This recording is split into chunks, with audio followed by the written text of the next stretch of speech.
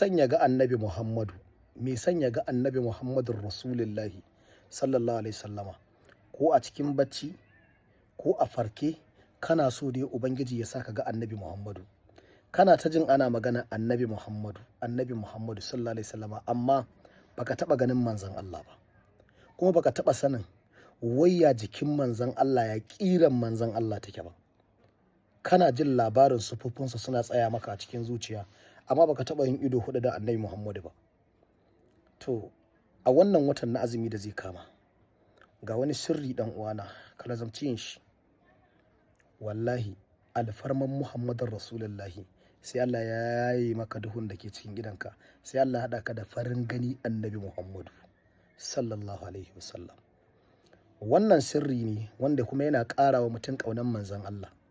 Sirri ne wanda yana raba mutum da ayyuka na ɓarna ko na alfasha. Wannan sirri shine ana tashi cikin dare a yi lafila raka'a biyu, kuma kowane lokaci a cikin watan azumin za ka iya yi. Ana tashi cikin dare a yi lafila raka'a biyu. Idan aka yi lafila raka'a biyu, kowace lafila raka'a ɗaya za a karanta Fatiha ɗaya, Qul huwallahu kafa 10. Idan ka gama, za ka zauna ka kama yin salatin manzan Allah. Allahumma salli ala sayyidina Muhammadu. Allahumma salli ala sayyidina Muhammadu.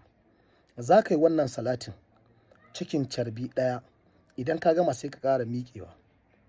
Sai ka ƙara yin nafila raka'a biyu, kowace kamar yadda ka yi waccan.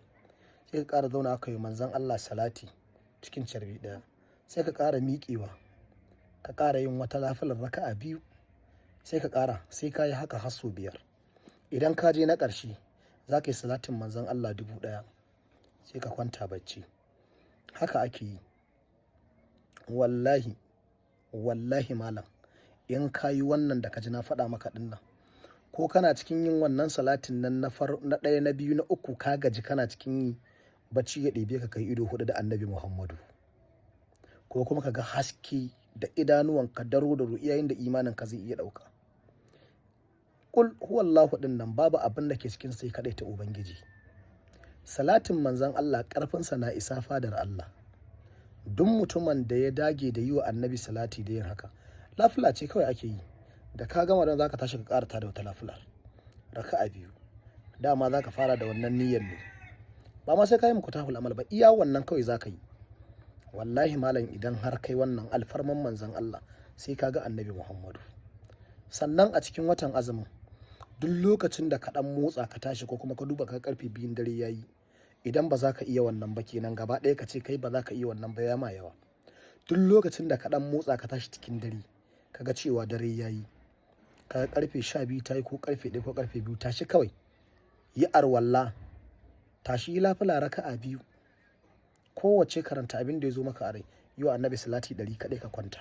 Wallahi in Allah ya yarda sai ka yi ido huɗu da annabi Muhammadu. A yi sharing ɗin bidiyon nan ba don ni ba, don wanda na ambata na ba da sirrin samunsa.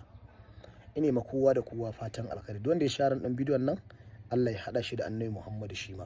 Ine ma kowa fatan alkhairi, masoya annabi. Ine muku fatan alkhairi, Allah ya bar mu da manzon Allah. Muna ziyara a lillahi.